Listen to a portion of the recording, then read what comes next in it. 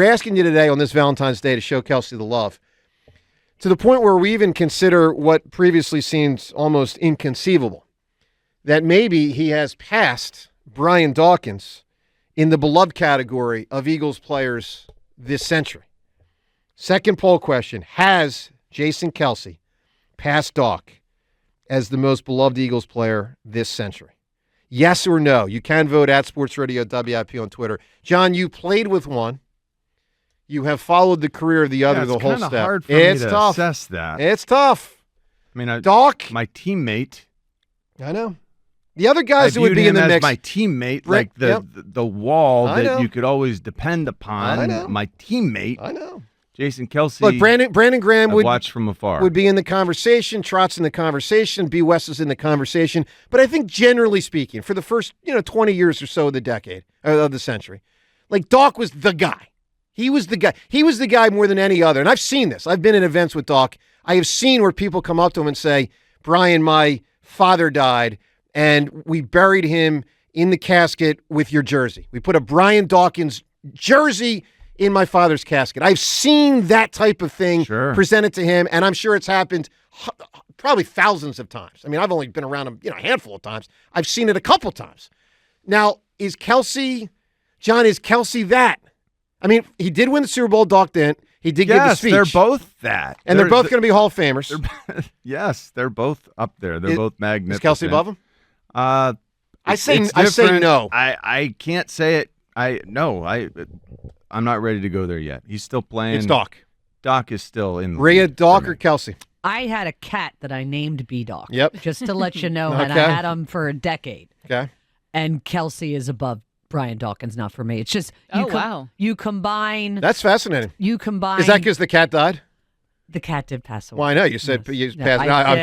But the reason I'm sorry. I'm sorry. You want to know the reason? I take my shots at animals. That one might have been inappropriate. No, the reason I named him B-Doc is we found him on I-95 as like a 1-pound kitten, and I said that kitten is a badass, so he needs a badass name. That's why we named him B-Doc. But and I loved him, and it was my son's first jersey. Wow. But you combine the length that Kelce's been here, the championship, and the speech.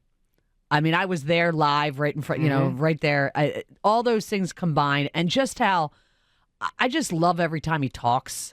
To me, he's just moved ahead. It's slight, but for me, he's won now. All right, Wechter in for Seltzer today. Wechter, Doc or Kelce or anybody else, most beloved Eagle this century? I was the same with Doc, but the everyman, yep. Jason Kelce, just down to earth, just seeing him out and about with everybody just feels. I just feel that connection with him now, and so it's Jason Kelce for me. Devin? So Brian Dawkins was my first Eagles jersey I ever owned when I was growing up. Like, he was my favorite player when I was a kid. So I think maybe for my generation, older generations, it's hard to top B-Doc, but I love how Jason Kelce really embraces like the Philly culture. Like he's a man of the people, he's out there in Sea Isle hosting his events. And I love that. So it's hard. But for me, B-Doc was my first jersey. He was my favorite player. He probably still is. So I might have to go with Dawkins. So I go Doc, but it's close. I mean, look, first close. off, you give Kelce credit just for even being in the conversation, because with where Doc was upon his exit from the Eagles after 2008 and when he came back into the fold, meaning working for the organization, and I know because he's told me this and he's talked about this publicly, he felt the need to forgive the Eagles for the fact that they, essentially showed him the door. Now, let's remember, as we talk about the Hassan Reddick situation, that was also financial. It's not that the Eagles, didn't want him back. They just didn't want him back at a certain price that Denver was willing to offer him. So money always plays into this stuff, or at least almost always plays into this stuff. I lean Doc, but it's close. Look, they're both wonderful people. I mean, John, they are both. And see, that's part of the reason you get into that ultra-beloved category. It's hard to be ultra-beloved if you're not a good dude. I suppose some have through the years entered that, but most of the beloved in Philadelphia sports history are the people, not just the players, the people that we admire as humans. Because they're real. Well, that's true. That's part of why we admire them so much. And over the course of decades in both of these players' case, we've gotten to know them. And the truth of their being is they are real. they are exactly as advertised. They are stand-up people. They are great teammates. They are great fathers and, brothers and husbands. Like they really are everything they're cracked up to be. And they were or are great ambassadors for the Philadelphia Eagles and the city of Philadelphia. I mean, really. No question. All right, well, look, we'll present that on the table as well today, as we do a lot of Kelce-oriented stuff. Has he gotten to the point where he's actually more beloved than Doc? That's a crazy question to ask, but it's a warranted question. He's done enough to warrant being in the conversation, big time. And just from the voting here, you can tell we were very split. Let's go to Ken and Cinnamons, and that in addition to obviously do the Eagles have an open Super Bowl window and what to do with the Hassan Reddick situation. Good morning, Ken. Good morning, friends. How are you today? Doing well, Ken. John, if it makes you feel any better, you are currently in the most single city in America of all big cities. So what's that mean? You are not alone. They're the most Wait, Philadelphia single is? Correct. people. Yes. Oh, wow. Okay. Yes. The city of Philadelphia has the highest rate of single people of any big city in America. So you're not alone today, John. Hopefully that That's assuages it a interesting. little bit. I wonder why. How do you know that? It just came out. Because I read it in the Philadelphia Inquirer. Yeah. Well, I guess they got to get back to doing their sexy signals thing. Didn't they stop that and why did they stop The that? Daily News, right? Yeah, why'd did they it in stop there. that? Probably got in trouble. What's wrong with the sexy single? I nominate John Ritchie for sexy single. John, you'd be great for that. Thanks. I don't know how to reply to that. Well, thanks. Trust me, it was tongue-in-cheek from my end. Yeah. But anyway. All They right, got Ken. the data, Joe, just to let you know, from the Census Bureau. Okay. From 2018 to 2022. So Alrighty. it's actually based on something. All right, Ken, what do you got on the Eagles here, man?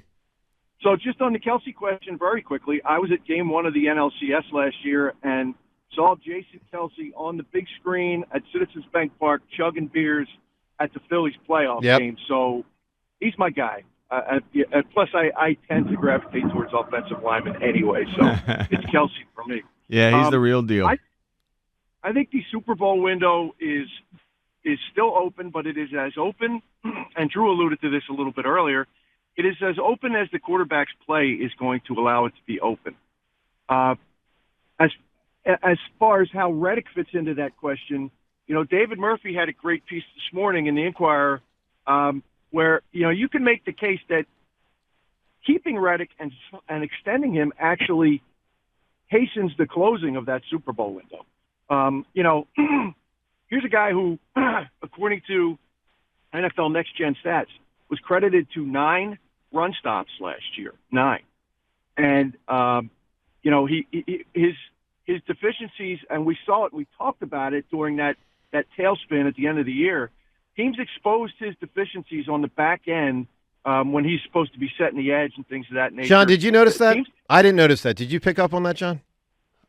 Yes. Okay. What we're talking about specifically is Hassan Reddick going and trying to get, trying to get upfield rather than trying to hold his ground and anchor in against the run, that sort of thing. Yeah, I think I called it infrequently, but sack. sometimes you see that. You see that across the board with most everybody.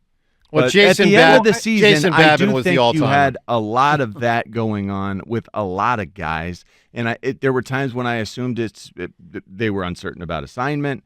There's a lot of reasons that can go into why it looks like that. There's no question about that they weren't playing assignment football, but the biggest piece for me is, and this was surprising for me to see this, on a team that just signed the quarterback to a $255 million contract extension. This year, 2024, Hassan Reddick counts more towards the cap as a percentage than any other player on the team, including that quarterback. Hassan Reddick counts 9% towards the Eagles' salary cap in 2024. Well, yeah, a lot of that cap stuff with Hurts is still backloaded with impact. Right. Ken, give me a great answer for the best love song of all time. I've heard this referred to as the greatest song ever written, actually, Unchained Melody. It's a big one. That is a big one. There's no question about that.